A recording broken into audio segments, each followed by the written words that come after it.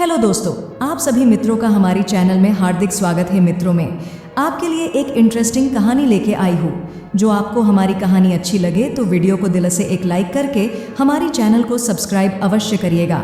और आपका कोई सवाल है तो कमेंट बॉक्स में अवश्य बताइएगा। दोस्तों, यह कहानी उस समय शुरू हुई जब मैं गर्मियों की छुट्टी में दिल्ली शहर में अपनी नानी के घर घूमने आया हुआ था। मेरे मामा एक कंपनी में जॉब करते थे और घर पर नानी और मामी रहती थीं। नानी की तबीयत अक्सर ठीक नहीं रहती थी। उस दिन घर पर मैं, मामी और नानी ही थे। मामा जी अपनी जॉब पर गए हुए थे, नानी सोई हुई थी। यह बात उस समय की है जब लोग सीडी प्लेयर पर ही देखा करते थे। उस दिन मैं सीडी प्लेयर पर मूवी देख रहा था। साथ में माँ थी जो कि नानी की पैरों की मालिश कर रही थी। एक मूवी खत्म हुई तो मैं दूसरी मूवी देखने के लिए दूसरी सीढ़ी डिब्बे में ढूंढने लगा। मेरे हाथ में डब्बे से जो मूवी हाथ लगी उसके ऊपर एक फ़ोटो लगी थी, जिसे देखकर मैं समझ गया कि यह वह वाली फिल्म की सीढ़ी है। मैंने उस सीढ़ी को अलग रख दिया। सोचा जब सब सो जाएंगे तब मैं उस फिल्म को देखूंगा। एक दूसरी सीढ़ी लगाकर मूवी देखने लगा। कुछ देर बाद मामी ने नानी की मालिश ख़त्म करके अपने कमरे में चली गई। तब मैंने कमरा बंद करके फिल्म लगा दी और साउंड बंद करके देखने लगा। मैं देखने में इतना मस्त हो गया कि याद नहीं रहा कि कोई मुझे देख भी सकता है। पता नहीं मामी कब ऊपर से नीचे आ गई, मुझे पता ही नहीं लगा। उन्होंने भी चुपके से फिल्म देखना शुरू कर दिया और एक साथ देखती रही। कुछ देर बाद जब मेरी नज़र मामी पर पड़ी तो मैंने देखा कि मामी फिल्म देख रही है और उनकी आंखों में वासना साफ साफ झलक रही थी। उसी वक्त मेरी नज़रें मामी से मिली और वह एकदम से डर गई। मैंने भी जल्दी से फिल्म को बंद किया और टीवी पर दूसरी सीडी लगा दिया। तब मैंने मामी को कहा कि टीवी पर यह क्या दिखा रहा है। मामी उस वक्त सहमी हुई थी तो शायद उन्हें भी लग रहा होगा कि कैसे बात को ख़त्म किया जाए। उन्होंने कुछ भी नहीं कहा और वह अंदर चली गई। उनके जाने के बाद एक पल के लिए तो मैं डर गया था कि यह क्या बवाल हो गया था। ज़्यादा कुछ नहीं हुआ क्योंकि मामी ने बाद में भी मुझसे कुछ नहीं कहा। फिर उसके बाद वह अक्सर मुझे पूछती रहती थी कि तेरी कोई गर्लफ्रेंड है या नहीं।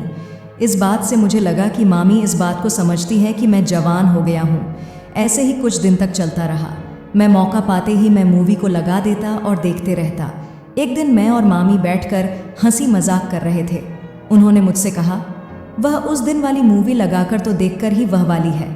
मैंने मामी की तरफ देखा तो उन्होंने आंख दबा दी थी। मैं देर न करते हुए वह वाली मूवी की सीढ़ी लगा दी और मामी के साथ बैठकर देखने लगा। हम देख ही रहे थे, हमें थोड़ी देर हुई थी। इतने में वहाँ नानी आ गई और उन्होंने हमें देख लिया, लेकिन नानी ने टीवी की तरफ नहीं देखा था। मैंने टीवी को तुरंत बंद कर दिया और हम नानी से बात करने लगे। थोड़ी देर बाद नानी सोने के लिए चली गई। मैं और मामी वहीं बैठे हुए थे, लेकिन इस दिन तो मेरी किस्मत ही खराब थी। तभी मामा जी का फ़ोन आया। उन्होंने कहा कि खाना गर्म कर लो, मैं घर पर आ रहा हूँ। हम बातें कर ही रहे थे, इतने में मामा आ गए।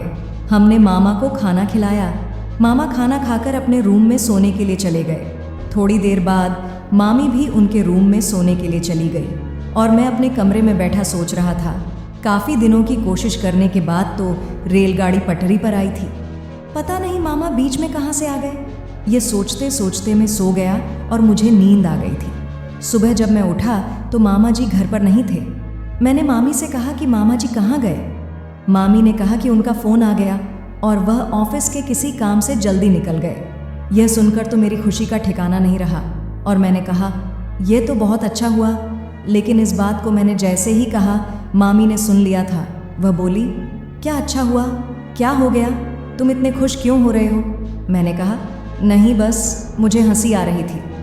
मामी बोली, ऐसी कोई बात नहीं है, मुझे पता है तुम क्यों हंस रहे थे। मैंने उनसे कहा, बताओ क्यों।